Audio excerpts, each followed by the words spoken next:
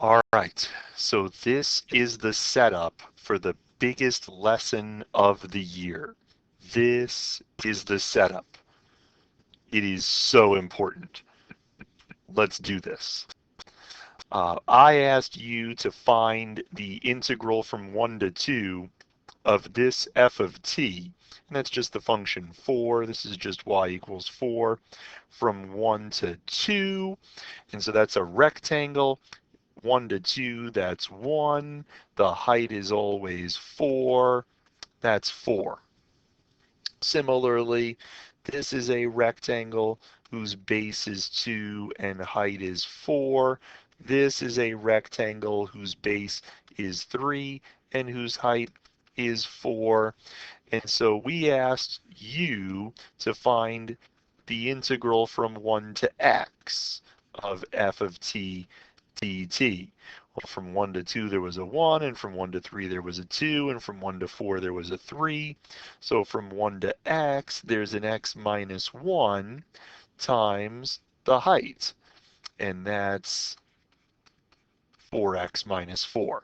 So this thing is what your author referred to as a of x.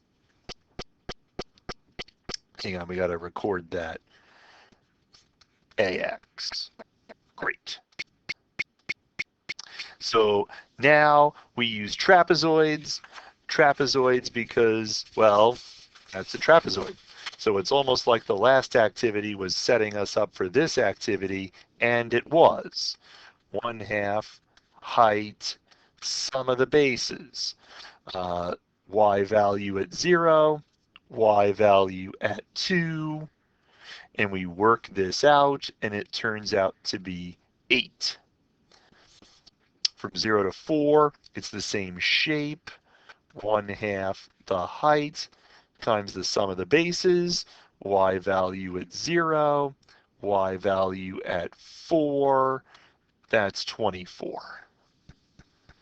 So in general, 1/2 the height times the sum of the bases, y value at 0, y value at x, and somebody's going to simplify that and get x squared plus 2x. This thing is what your author called b of x. And I'll just make sure we record that. Oh, really? I'll make sure we record that here. And then we get into the triangle situation. The triangle situation, c of 2, that's 1/2 base height. From -1 to 2, y value at 2, that's 9. And then we could do the y value, we could do the c of 4, that's 25. We could do c of -1, that's 0, because from -1 to -1, that's not very much.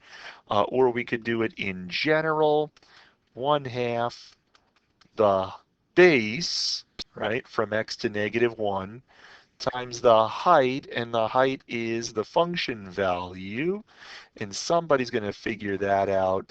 That's x squared plus 2x plus 1. So we put that in our chart. And then we find derivatives. Well, the derivative of this, and the derivative of this, and the derivative of this, and we start asking ourselves, wait a minute, what is happening there? What is happening there is that it appears that if you do this area function thing, if you find an area function, and then you take the derivative of the area function, it appears that the derivative of the area function is the function you started with. And that is fundamental. That's a huge key, and that's going to set you up for the Fundamental Theorem of Calculus Part 1, which comes in some other video. So you are now well set up to watch the lesson That's 5 minutes well spent.